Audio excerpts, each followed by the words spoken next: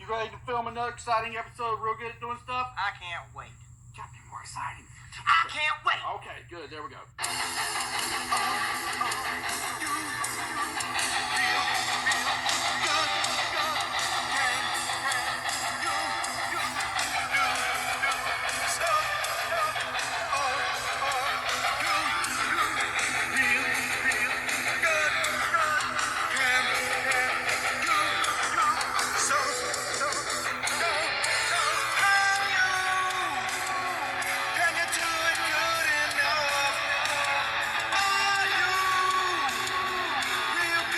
Proving stuff.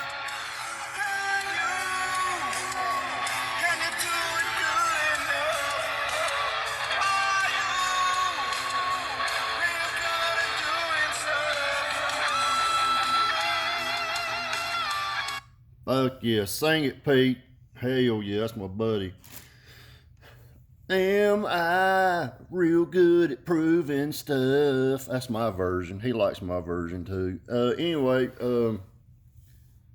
this is guys, gals, and morons. Yeah, I can't leave that out. I always do me an episode every once in a while called Real Good at Proving Stuff. Yeah, hell yeah. Kind of like Pete. Pete's real good at doing stuff, and I'm real good at proving stuff. Yeah. So, and trying to help out people. Man, I want to help you out. A lot of people, they'll see, like when I installed that Sony amp in the gray Mustang, people's like, well, how'd you do that with one alt? Yeah, it's got one alt power leads to this shit right here. One alt. No shit. One alt to that right there. How did you do that? Listen, guys, it's kind of overkill, but here's the thing. I'm not wasting my wire in the car. I constantly change amps. Well, not all the time, but I do. When that Harmony took a shit when Miller's book bag shorted the wires together, which it did. That's a 40-something pound book bag. It fried the amp. It just arced the two together and caused a short. It was not fused from the amp to the capacitor. It was fused from the capacitor to the battery. So it took a poo. That's what it's supposed to do. I would rather it fry the amp than kill the car. All right, so George Perez is he's one of my loyalists. Yeah, he's one of my loyal subscribers. I got a bunch of loyal subscribers. I appreciate it. And if you're not subscribed, I don't give a fuck if you are or not. But if you are, that's fine. Hey, it makes it look like I'm more important. Yeah. I had somebody that actually got on my channel and said, well, you're making fun of Big D and Master B. They got more subscribers than you got. And I sent him a message and put, listen, fucktard, subscriber counts don't mean shit. Shelly Mead's got a bunch. He's a fucking moron. Then you got damn big fat ass down south. He's got 1 million that he bought. Half the fucking shit's bots anyway, or trolls. 90% of it is bots. It's not even real shit. No, hell no. Fuck no. You really think they got 2 million goddamn motherfuckers watching them? No, hell no. No. Fuck no. That's why when they do a video, it doesn't have 2 million likes on it, or it doesn't even have a quarter of it. It don't even have a 16th of the percentage of the damn subscribers they have. Now on my channel, if I got 2,000 subs or more, which it's more than that now, if it's more than 2,000 and I got damn 1,000 and something damn likes on a fucking video, guess who's dominating? Deasnutz.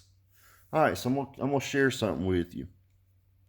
Let's start off with Mr. George Perez. Mr. George Perez, he sent me a video, and it's a cool video. He sent me a couple of them, and it was about the DI 1200. I think it's a 1200 .4 or .1, I can't remember, the recoil amp. I've had recoil, guys. I've had the recoil RED 2500, the 1200. They were good amps. There's nothing wrong with those amps. They're great amps. For the money, good amps. I run a lot of recoil products. I've already told you that. I've run recoil splitters, you know, like distribution blocks, all kinds of shit. I don't have any problem. When I say power, I mean power distribution blocks, you know, 1/0 into 4 gauge. Don't have a problem. It's good stuff. Don't have a problem with it. All right, so what I wanted to show you though was the minute that I went to that video to look at what he had sent me, look what popped up. Well, you're going to say, oh, well, that's what's supposed to pop up. No, that right there. Right there. New car subwoofer amplifier compact.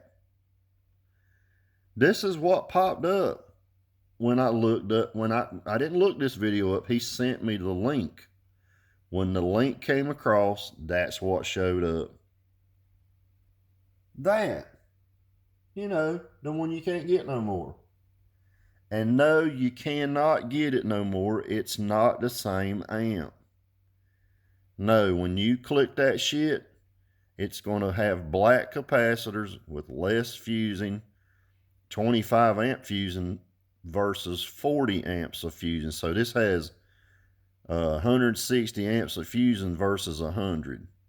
That's the difference. Yeah. So that's a big difference. It's a huge, like Trump said, huge difference. But there you go. I told you they watch this shit. They watch every move because they know that a lot of people go by what I say. It's true shit, man. I'm not bullshitting. I told you I got more views from China than I get from anywhere in the world. Because they know I'm telling the truth. It's not full of shit.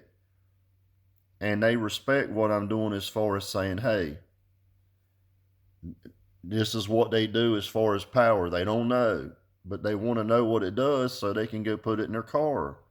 They even know their own country's shitting them. Yeah, they know that. They're not stupid. I got a lot of good people in China. So I wanted to get that out of the way. Notice that in just a day or two, this starts popping back up all over the place. Look at your phone. Go to your YouTube videos. If you're in audio, this shit's going to pop up. And you're going to go, damn, that's the one Deasnutz talking about. Well, it ain't going to be that one. I've already showed you the video saying that was bullshit.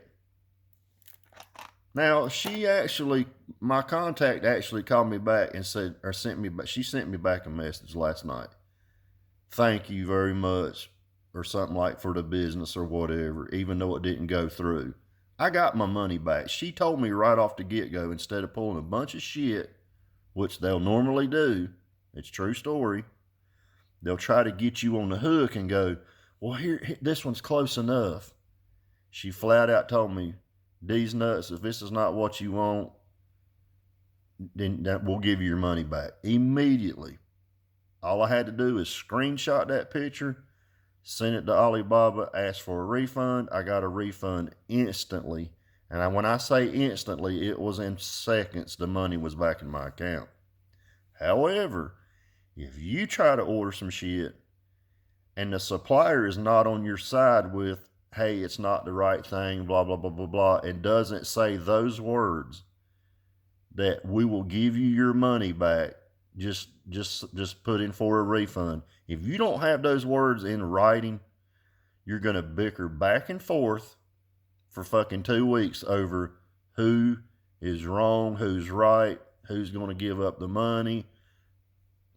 Guys, believe me, I have been through this. That's why I said, if you ain't me, then you're gonna suffer, and your pocketbook's gonna suffer. I'm just trying to help you. So I've already got my money back for the amp that I ordered that I was told was that, and I already knew it wasn't going to be. I just wanted to prove a point. All right, so let's get back to these little spade terminal deals where, you know, you try to put, say, an 8-gauge wire into that right there. They make 8 gauge. This is a 10-gauge version. but they make these in 8 gauge, and I just wanted to use this as an example. Now that right there is not going to carry a bit more current than a piece of fucking fishing line. That ain't going to do shit. That's not worth even putting on your amp. No, it's not. Now, everybody knows key to longevity with an amplifier is supply it power, keep it cool, vibration, put you some rubber feet. Those are and don't drive it in the dirt, wiring it down to nothing. That you're going to kill the amp. All right. So if you wanted to get smart, and let's just say we got the old SPLX, well, this is what was good about this amp 25 years ago. They supplied it enough power. Now, why would they give this 4 gauge? Why would they give that 4 gauge and these 8 gauges with a 25 amp fuse? I told you this amp's badass, this SPX Pro Audio, and I proved it. I proved it would beat a JP8. I proved it would beat the poop out of it. I've already shown you that. Yep. Alright, so just say if we took another amp like, there's the JVC. You see that's a little bit bigger than that. This would be like a M5 screw, and this would be a M4. This is going to be bigger, so it's going to be about a little bit wider. These are M4s, so they're narrow. About the biggest thing you can get in there is that 10 gauge spade terminal. That's about the biggest thing you can get in there. Unless you do the Deasnutz trick. Now, you can run 4 gauge. This is a 4 gauge reducer. And you're going to say, well, how do I get that into there? Open the screw all the way as far as it'll go and take you a grinder. And you see how you got a flat side right there? Grind the other spot just a little bit. Just take a little bit off the bottom and stick it right in there and clamp it down. You're going to put it on the side right there. You got to just play pretend with me. So you're going to put it to the side, and then you're going to put your other one, say, well, you got, see how this one's got ground and power beside each other? You can either do it like this and grind down the top edge, or you can do it flat, put it over on this side, screw it down, and you can do your other one on this side and screw it down and put your heat shrink over this connection. Do one at a time. So say do your ground first. I always do my ground first. Do the ground first. Put your heat shrink up over it and go ahead and heat it on and stick it in there. Then you don't have to worry about it arcing against your other one, your power lead. Most of the time there's enough room in between here, just like this. See how much room there is in between there? Because the remote and the battery are separated. So I could take one of these and put it down in there like that right there, and I'm gonna run 12 gauge. I mean not 12 gauge, but 4 gauge. 4 gauge, and this is way smaller than 8 gauge, but it's solid, and you're gonna get all the juice you want to your amp. You can do the same thing with 1/0 with these right here. So this is a 1/0 by 5/16 hole, and what I do, this is what I did on my gray car. I basically grind this out. I'll try to do this with a, see, I'm cutting this end off. I'm not going to need this end. We're going to use this wire tomorrow in the car, in Miller's car. So I don't need this end. I always save my wire and my ends. I'll use it later on, and I'm going to use this wire. So what you're going to do is you're going to actually grind it out with, and what I use is a porting tool that looks like, you know, what Pete would use to port out heads with. And it's going to grind out from here to here. So you're basically going to take this right here out into there. So you're going to go, and you're going to leave a little hook on the end. So when you take this and put it in like that, you're going to actually curve it in, and you'll screw the screw. You can pull the screw all the way out. push this in the terminal and put the screw down, and it won't come out. No, you're not going to pull it out because it would have to pull the whole end of this wire off. So you're going to take this right here, grind this part out, grind that down over to here, and you still have more material than that piece of shit little spade. I'll show you. You're going to see just how much more. You're going to be like, damn, it's a lot more current going to be able to go through that. I mean, here's your differences. Do you want to use this with that little tiny ass little piece of metal right there? Do you want to use that little piece of shit? I mean, that ain't going to do nothing. That's not going to carry no current. Hell no. That little bitty ass thing, you might as well stick a damn a 18 gauge speaker wire in the damn hole. So look, that's not going to do nothing. But this big thick ass shit right here is thin enough that it will go in between the clamp. You can clamp it down and it'll have 1/0 on it. Because some amps like that DI 1200, if it's pulling that much current, it's going to need something besides that. I'm here to tell you that right now. It's going to burn that fucking amp up. Thank you, George, for sending that video. You can also do it easy if you had 4 gauge. These are 4 gauge.